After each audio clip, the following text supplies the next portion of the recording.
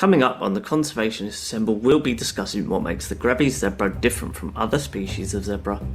We'll also put the spotlight on what makes the Grevy zebra the most endangered zebra species. You'll learn about how zoos, and one zoo in particular, played a crucial role in preventing near extinction of Grevy zebra. And we'll be providing you with some simple actions you can take to help support the efforts and the future for this species. Welcome, fellow wildlife avengers, to the Conservationists Assemble. My name is Johnny Bloxham, but here I'm known as my alter ego, Captain Conservation, your friendly neighbourhood animal advocate. I am a former zookeeper with a passion for conservation education and the global efforts for threatened species and habitats around the world.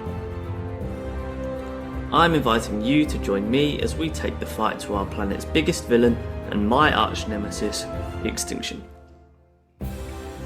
Whether you're new to animal advocacy or a veteran in wildlife preservation, this is the podcast for you. Each week, I'll be teaming up with some of Earth's mightiest wildlife heroes to unify the greatest collaboration of conservationists ever known, where we will be discussing our planet's epic species and what is being done to save them. This is the Conservationists Assemble. Will you join the fight?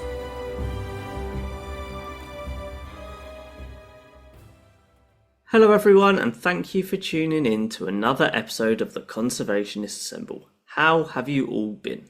I've very much appreciated the presence of the sun this week. It's still been cold for the most part here in the UK, but the presence of blue skies and the warmth on you at times is pleasant. And also it's a sign that spring is on its way and we'll soon be joined by more colour from the plants and trees and the return of more wildlife after winter. Speaking of being joined, joining me now is Tanya Langenhorst, Grevy Zebra Programme Lead based out of Marwell Zoo in Winchester, England. Tanya, welcome to the Conservationists Assemble. Thank you for teaming up with me today. How are you? Hello, Johnny. I'm fine. I had a short day so far, but thank you very much for inviting me to this podcast. It's my absolute pleasure. I think we're going to learn a lot about quite an iconic species, but perhaps one that doesn't necessarily get the attention it deserves. But before we get into the thick of it and discussing the work and collective efforts for Grevy zebra conservation, could you please just introduce yourself in a bit more detail to our listeners? Yeah, of course. I'm the international stud bookkeeper for Grevy zebras. I record all the data for all the Grevy zebras in the zoos globally, and I record the data in an online database. And then this database can be used by zoo managers and by program managers to manage the population. I'm also the European coordinator for the breeding program in Europe. So I analyze all the data for the European and zoo animals, or for the Grevy zebras in the zoos, and I decide who breeds with whom and when and where. So it's a bit like a dating service for Grevy zebras, if you like. That's the easiest way to explain it. So I analyze and check which bloodlines are underrepresented and should breed more, and which have a lot of relatives already and should maybe pause sometimes. And in addition to that, I'm leading our team in Kenya, which works for the conservation of Grevy zebras on the ground. Fantastic. So quite a mix of kind of in situ and ex situ conservation, and I suppose that's great in terms of showing the marriage between the two. Yeah. Now, the Grevy zebra is quite an iconic species, as we've mentioned. Most people could identify a zebra should they see one in the wild or walk through a zoo. So aside from the obvious, what are some of the key things about Grevy zebra that we ought to know? The Grevy zebra are one of three species, and while you think most people can identify a zebra, I don't think most people could identify a Grevy zebra. I reckon most people have never even heard of it. They are the largest of the three zebras. They have the longest gestation period. They're pregnant for over 13 months, whereas all the others are about 11 to 12 months. They have very narrow and thin stripes as opposed to the big, bold black stripes that everybody recognizes on the other zebras. They're by far the most endangered zebra because there is less than 3,000 of them left. And they have enormous round ears. So that's how you can quite easily differentiate between them and the other zebras. Are they found in a similar environment to other species of zebra, or do they not really mix in the wild?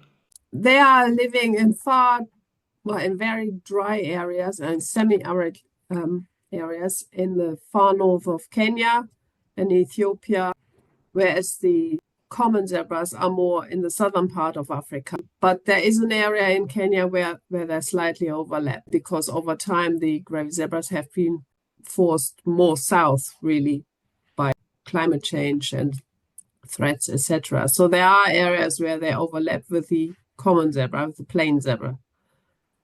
Sure. So that's quite a kind of a recent transition then that now we have to consider in terms of their conservation. Yes, because obviously they could hybridize, which would then be a risk to the species even more. Hybridization has been seen in one area, and they're keeping an eye on it. But I think that there was something that Grevy zebra stallions are not interested in hybridized females for some reason. So they don't seem, once they have produced an offspring, that offspring doesn't seem to carry on breeding. That's quite fortunate then in the grand scheme of things. And just focusing in on the stripes of a zebra, because again, that's probably the first thing that people think of when you mention the species. It's been a kind of a bone of contention as to the function or the purpose of stripes. So is there a definitive benefit or a definitive reason why zebras have No, evolved? there isn't a definitive one. There are different theories. There is a theory that they are appearing in a herd that breaks up the shape of an individual, and therefore it would be very difficult for a predator to pinpoint one individual zebra. There's a theory that it has to do with cooling, because the sun, when it hits the different colored stripes on the black ones, obviously it gets a lot hotter. On the white ones, it says cooler, and that creates some currents which cools the zebras. Then there's a theory that it confuses some biting insects, but there is no definitive answer. It might be a combination of all of those. That's really interesting, and all of those would be very clever functions of the stripe. So it's interesting to know what or to think about what potential benefits come from breeding stripy. I don't know if or how anybody can say that the definitive, Absolutely, because they all make sense. yeah, they do. You mentioned predators being one of the potential theories as to why the zebras might have stripes. So what kind of predators are we talking about? Obviously, we quite commonly see lions on documentaries, but are there any other predators that are present? Well, actually, in the area where the Grevy zebras live these days, there aren't really that many predators left, and the main ones would be lions, yes, but none others really. But that basically there aren't that many left. For example, there's one conservancy in Kenya where they have lions, but they're also very much known for their Grevy zebra population. So that's a bit of a conflict of interest because both species are kind of protected there. So they have to balance that. Now, the other thing we see when we see zebras on documentaries when they get represented is these vast herds. So can you tell us a bit about the social ecology of the Grevy zebra, please? Yes, the Grevy zebra has a very different social ecology from all the zebras that you see on the telly, because in the Grevy zebras they don't build these, they don't form harems, which is what you can see on telly. It's usually one stallion with several females, and then they build larger groups. The Grevy zebras, the stallions are territorial, so they hold a territory somewhere, which is very good for grazing on water. And the females move around through the different territories, and there is not even a permanent unit of females. The basic unit is a female with her most recent two foals, possibly, and then they often get together with other females with foals for protection, and they move around together. You also have bachelor males, so the younger males that don't hold a territory yet. They form smaller groups and move around together. And they can even be in the territory of a territorial stallion. As long as there are no females around, he will tolerate them. But then once females turn up, the territorial stallion can mate with them. That's kind of in exchange for him providing food and water, if you like.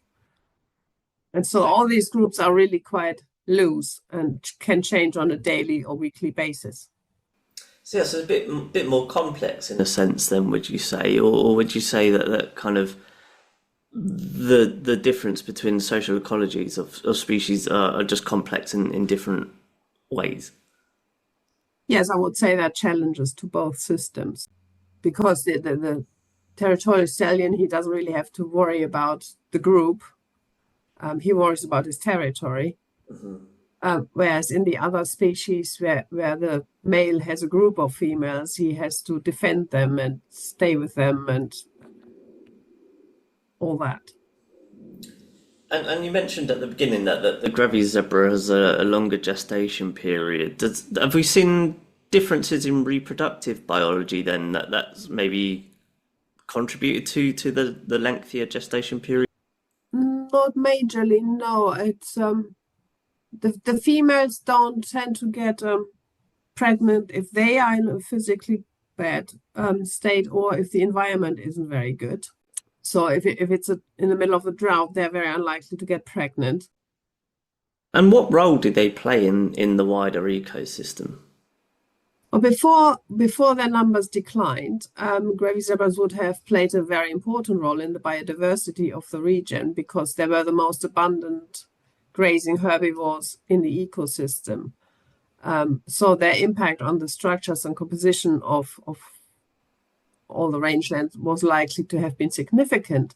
However, since they have declined in numbers, it's very difficult, if not impossible, to analyze or assess their influence on the environment because this will be mostly overshadowed by the fact that there's a long-term impact on the environment by domestic livestock, which grazes in large numbers and has contributed to the decline of habitat. So it's very difficult to then say what the Grevy zebra's contribution is because they're overshadowed by these vast numbers of livestock in certain areas. In terms of why we're discussing the Grevy zebra, you mentioned that they're more endangered. What is their IUCN Red List and kind of, is the trend still declining or is it stable?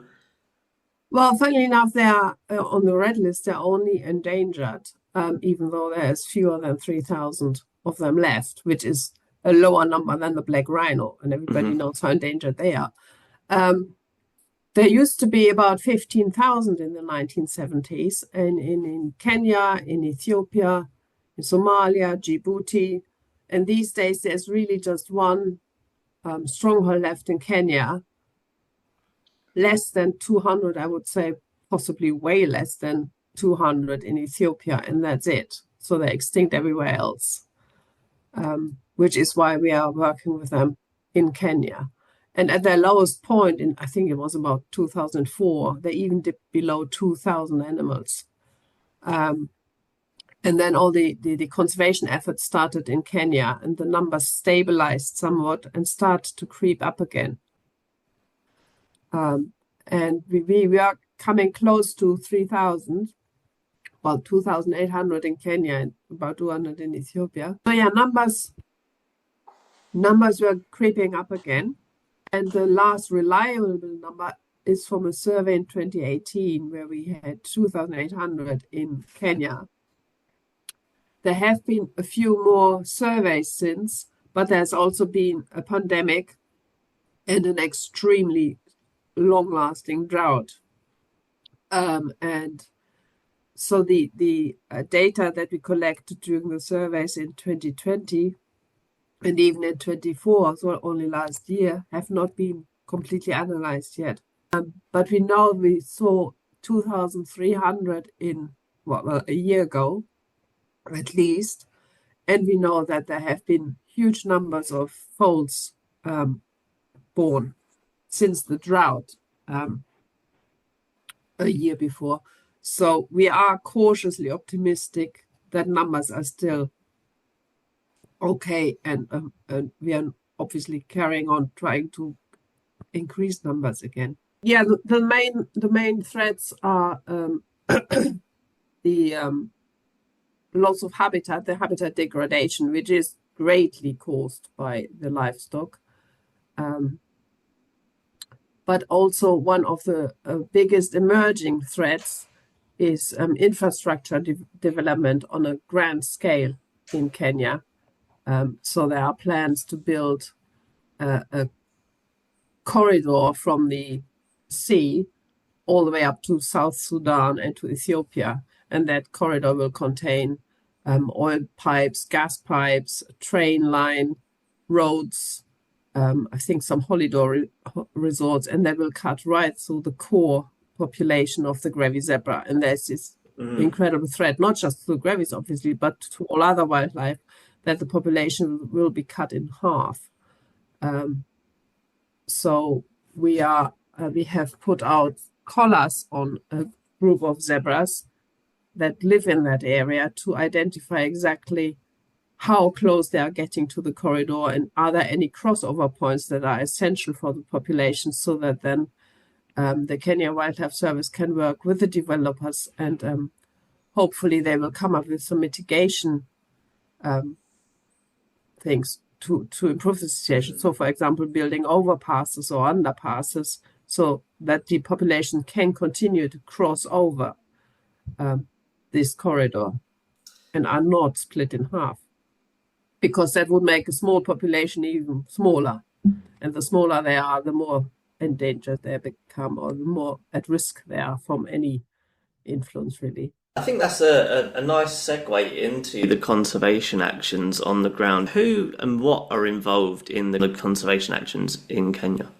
Well, the Kenya Wildlife Service is the manager, the protector of all wildlife in Kenya, so nothing can happen without their say-so. But back in 2004, when it became clear that the Grevy zebras were in dire need and needed concerted efforts to protect them, there was a task force formed first, which was made up of different organizations that were interested in Grevy zebras, then the people from the different rangelands where the Grevy zebras live, scientists, the Kenya Wildlife Service. Then there was Marwell Zoo came in as well, because we had always been interested in Grevy zebras. And they all came together in this task force and started to bring action on the ground. And this task force was then a little bit later called upon by the Kenya Wildlife Service and was turned into the Grevy Zebra Technical Committee. So it's a committee that sits under KWS, Kenya Wildlife Service, and is made up of a group of non-governmental organizations, NGOs, who are all interested in Grevy zebra conservation, and they're all working together in order to make sure that efforts are not duplicated, because that would waste people's time, and it would also waste really precious funds. Because obviously, as you can imagine, funding is always a key thing, and it's always hard to come by. And so in 2006, the Grevy Zebra Trust was formed in Kenya. And together with them, Marwell and Grevy Zebra Trust are really the main players in the technical committee and on the ground. And the Grevy Zebra Trust works more in the national reserves, where the core population is, and Marwell works further in the north, where there are fewer zebras, Grevy zebras, but they're quite important because they're a potential link to the Ethiopian population. And so what we are doing is quite similar, but we're doing it in different areas to make sure to cover as vast a range of Grevy zebra as possible without stepping on each other's toes.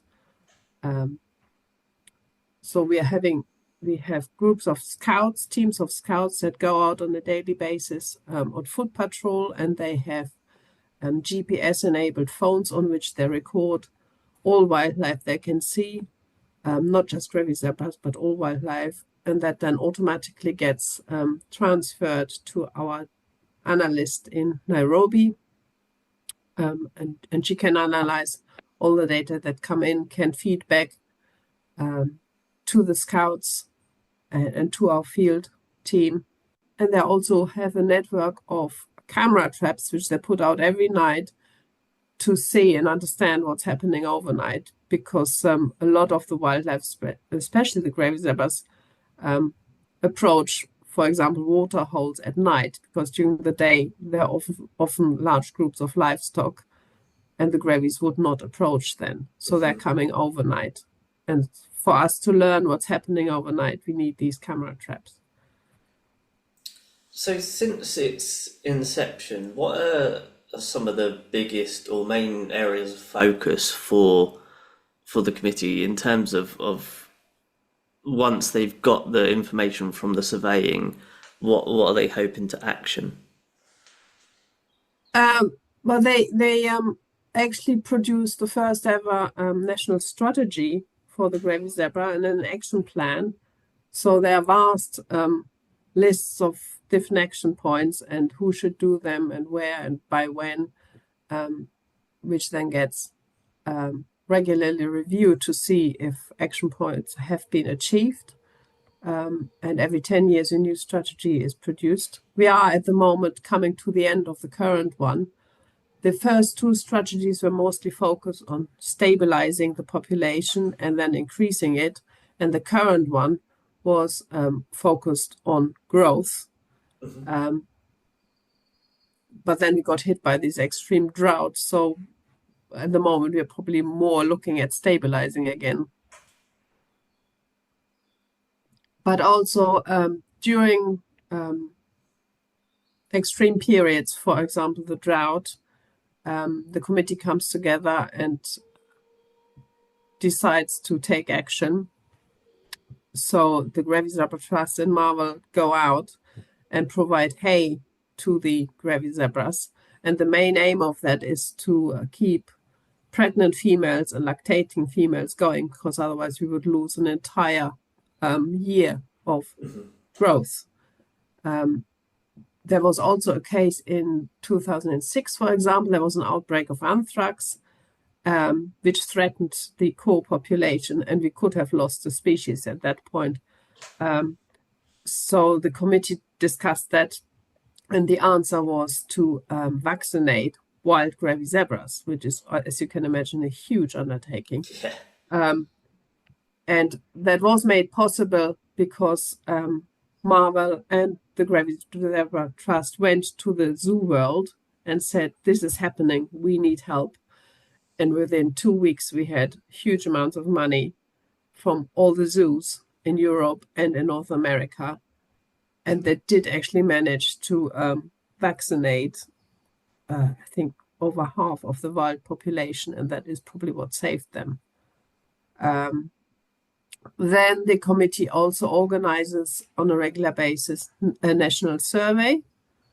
So originally it was every 2 years, but it is just financially not viable. So now it's more every 3 to 4 years that there's a national survey in Kenya, where on one weekend, the last weekend in January usually, all the organizations that are involved, but also anybody else who wants to get involved, goes out with the camera in certain areas that have been planned for and photograph every zebra, Grevy zebra they can see. And together with, when we have all the pictures together, which can be thousands and thousands and thousands, we can then work out how many Grevy zebras there are, because they have, their stripe patterns are unique to them. So when you look at all the photos and compare them all, you can say, okay, I've seen that zebra already, so I'm not counting it. So you avoid double counting. As you can imagine, that is a huge undertaking to do that by hand. So we do actually have a database for that and a software for that that helps with that. Oh, that's incredible. Yeah, my first thought was that you must have a really keen eye, because I can imagine that the differences could be very subtle at times. Yes, yeah. But we use it in the zoo as well. in theory, because in the zoos, for example, all animals have to be electronically chipped. In theory, you don't need that for the Grevy zebras, because if you just take a picture of them, you have a Sure. unique passport photo. So yeah, or sometimes if animals turn up in a zoo and we don't know exactly which ones they are, we can look at the photo and identify them. And at some point, we actually, I think in Kenya, we had over 70% of the wild grevies Wow. individually identified. That was before the pandemic started and everything kind of went a bit That's a lot of downhill. zebras to be able to identify individually. So that's, yeah, very impressive. So you've got the Yes. database that you use to analyze stripe patterns, and obviously the scouts that are working hard on foot daily. But are there any other surveying methods that are utilized? Um, we would like to start with drones. That is an idea we're having. We just currently have issues getting drones into Kenya and getting permission to use them. But that might be a game changer, because it will be a lot easier to find them in the first place. And it would, once it works, it would make things possibly a bit cheaper as well, because we have had national surveys before where we had support from aeroplanes, and they obviously cost huge amounts of money. Whereas if you have drones, that would be a lot cheaper. And you mentioned that kind of this current action plan is up for renewal almost soon. So what are some of the future actions that you think might be in the next steps of Grevy zebra conservation? Um, Possibly expanding a little bit where we are monitoring, because there was an article last year saying that some zebras, Grevy zebras, had been seen in woodland in a national park, where certainly I never heard that there were Grevy zebras, and it's highly unusual to have Grevy zebras in a woodland. But we saw the pictures, so that's certainly where we would like to go. And also going further north along Lake Turkana, to the area that links to Ethiopia. And another thing that would be fantastic would be to do another survey in Ethiopia. That's obviously not something that Kenya can influence, but the Ethiopians are always coming to Kenya for advice and are trying to join in and get similar actions off the ground. So expanding the strategy to maybe go over the border even, that would be fantastic. And so in terms of funding all of this, because like you mentioned how drones would be cheaper than using the planes, for example, what or how can people get involved and support the project? Are there any places that they can look to if they were able to support financially, or how do you go about gaining funds for this program? Well, because I'm the breeding program coordinator, I report everything from the field back to the zoos, and we have a very loyal supporter base from between 5 and 10 zoos that provide funds every year to make these actions possible. And obviously Marwell does provide a lot of funds as well. They're paying all the people in Kenya, but all the other action is very much supported by the zoos. And the Grevy Zebra Trust, I think, has similar support from North American zoos. But Marwell is this year actually going into a year of fundraising for the Grevy Zebras. So there will be different actions happening. There will be a 10K race in September. There will be a gala dinner in June.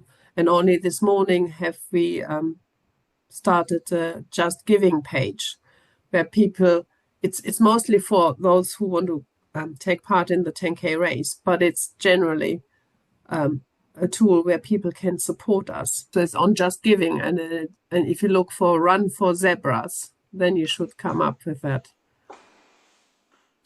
That would be fantastic, and it doesn't need to be much, In Kenya, every penny goes a very, very long way. So anybody who can give anything would be fantastic. Again, I was reading the report that you sent through from 2023, and it covers a lot. Like I say, it covers wages for the scouts, it covers tools and devices such as the phones, but also some of the other things that it provides that I found very interesting and quite, I don't know, motivating, inspiring, were kind of the school trips for the students in schools to the Liwa reserve to go and see the Big Five. And it's great that you hear about these schools where people go in and educate, but to actually take the students out to see them, I found that quite inspiring and a very positive action. Yeah, and it is a very very efficient thing, because believe it or not, these children live in the middle of nowhere. I mean, in really harsh environments up in the far north of Kenya. And yet many or most of them have never seen wildlife, certainly not close up. And all they've heard about it might be from their parents saying, oh, they're dangerous, they kill our livestock, or they eat our grass or something like that. And then you take these children into conservancies like Lewa, where they get to see wildlife close up, and they're absolutely amazed, because they've never seen a Grevy zebra. They've never seen a buffalo close up, or an elephant, or a giraffe. And they're absolutely fascinated. They also get to meet people who work in conservation on the ground. They get to meet the people who run a vegetable plot, for example, or how to recycle rubbish and stuff. And these kids come back to their own families and schools and are inspired, and they create conservation clubs. They go out and clean up their own village. So litter picking, they want to plant trees, they build bird feeding stations. And one school has even created a little greenhouse or glass house, where the children look after the plants and can then take them home and eat.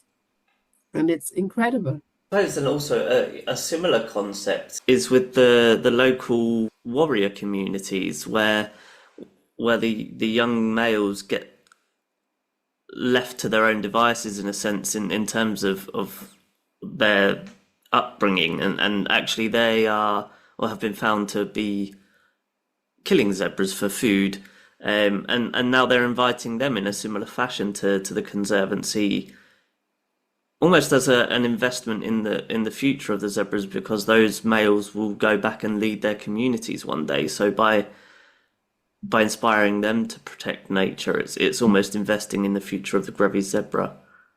Yes, that is something we started only last year. There's one group of children called the herders, which is not allowed to go to school because they go out with their family's livestock. So they spend their life walking around trying to find grazing for the livestock.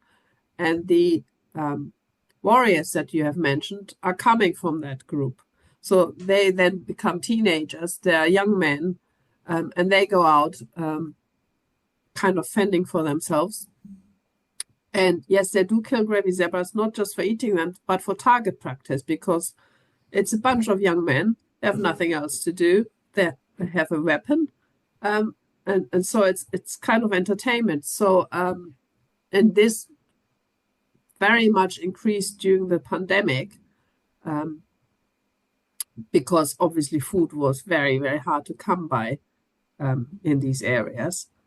And poaching increased dramatically. So we thought we have to do something about it. So we are now sending every month, one of our scouts goes out and meets with a group of these warriors to tell them about Grevy zebras and how important they are, how endangered they are, and how important they are for conservation. And that's not just important for the Grevies, but also for their communities, because the community is all supporting our work and the conservation of the wildlife. And these warriors had never heard of that. They were amazed, and they said, "Well, yeah, of course, that's really interesting and important. We will stop killing them if they really will. I don't know. It remains to be seen."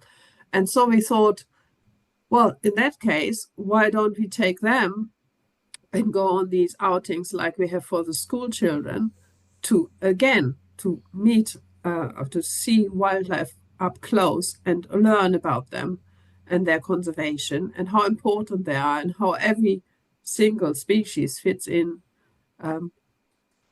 into the bigger picture. And like you say, they will be the leaders of the future in the same way that all the children will be the conservators of the future. And we need to inspire them to understand how they fit in with their environment, and how they can all benefit from each other and live together, for the benefit of the wildlife and the people. And that's why these trips are so amazing and so inspiring. And I think, on that note, we've really given a great insight into the focus of the Grevy Zebra Technical Committee. So we are just going to switch track now, Tanya, and have a look into your career and your background and how you got to where you are today, sitting as a part of a committee, very much at the forefront of Grevy Zebra conservation. So please, just detail how you got to where you are today. Oh, wow. Well, I always knew I wanted to work with animals. And then, so I studied zoology. I thought that's a good starting point. Then I wanted to work in a zoo because, again, I thought that's a good first thing. I also wanted to learn English, because I'm German. So I approached zoos in a whole range of Northern European countries where they all speak English. Or even if that's not their native language, they can speak English, like Scandinavia and Holland.